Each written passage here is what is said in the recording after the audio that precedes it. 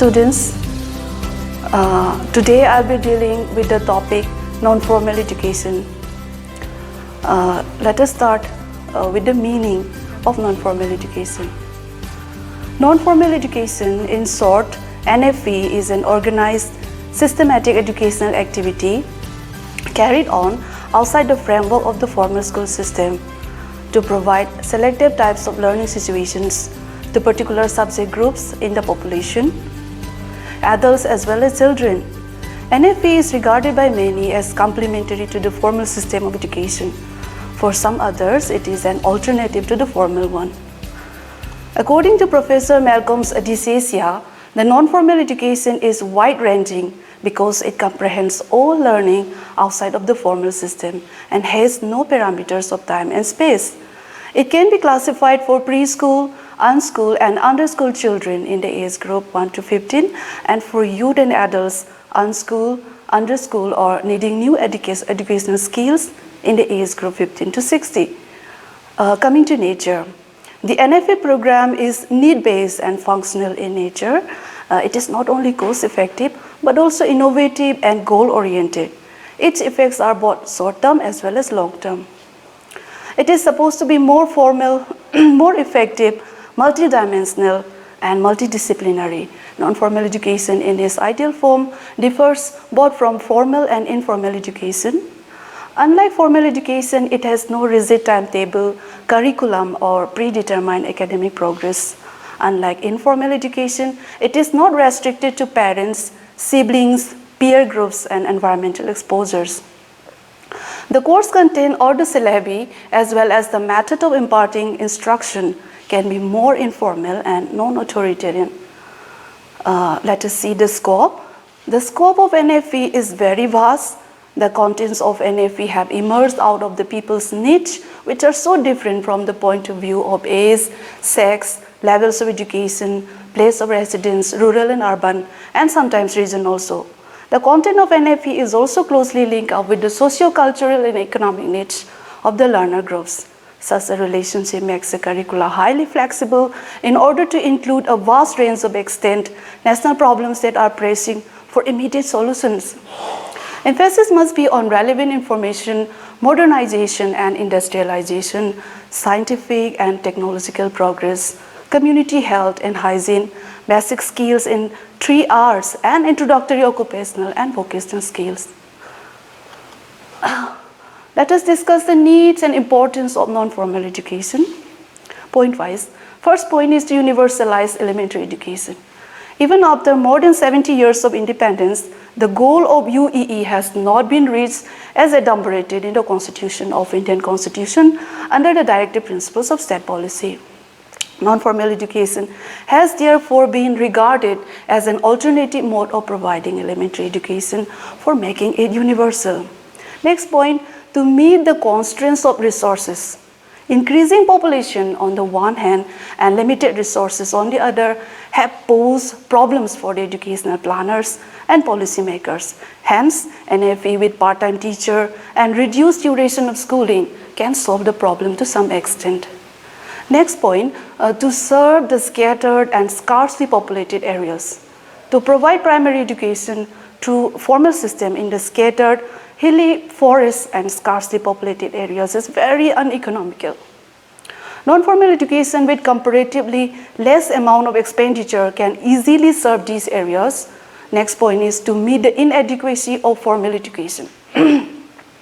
Formal education is found inadequate to satisfy the individual as well as social needs for education. It is not adequate to meet changing needs of the individual and emerging vocations and other life activities. Non-formal education can easily meet the growing requirements of the citizens. Next point is to enable the pupils to learn while they earn. Many of the children are economically deprived and cost of living as well as learning is rising very fast. Hence, a large number of them are engaged in some jobs or the other and they like to learn while they earn. And if we can help each children to get elementary education initially and secondly or higher education subsequently. Next point is to meet the needs of the late bloomers. Some children are not interested in teaching learning process and leave schools before completing the course, whether primary or secondary. But in late years, they are motivated and desire to learn, so they cannot be admitted to formal schools due to their age or psychological alienation, but they can have their education through non-formal modes. Next point is to provide education to socially and economically deprived classes of the society. In this point, education in general and elementary education in particular are needed for socially and economically deprived classes of society to improve their vocational competence and quality of life. But the formal system of education sometimes fails to achieve this objective. Hence, flexible and functional non-formal education can very well serve these neglected sections of the society. Let us discuss the objectives of non-formal education. The Government of India has laid down the following as the objectives of NFE. First point, to motivate the dropouts or such children who have not gone to primary school to enter into the fold of NFE. Second objective, to develop in children various linguistic skills and enable them to listen, speak, read, and write properly. Third objective, to promote expertise in children in regard to the work experience and occupations in which they are engaged in their community so that their productivity can be enhanced or they may be self-sufficient. Fourth objective, to make children understand and appreciate the scientific phenomenon in everyday life. Fifth objective, to develop in children the skills, habits, attitudes necessary for healthful living. Sixth objective, to make children understand and appreciate cultural heritage and traditions of the country. Seventh objective, to develop in children functional numeracy. Eighth objective, to develop in children a sense of citizenship, national integration, secularism, and socialism, etc.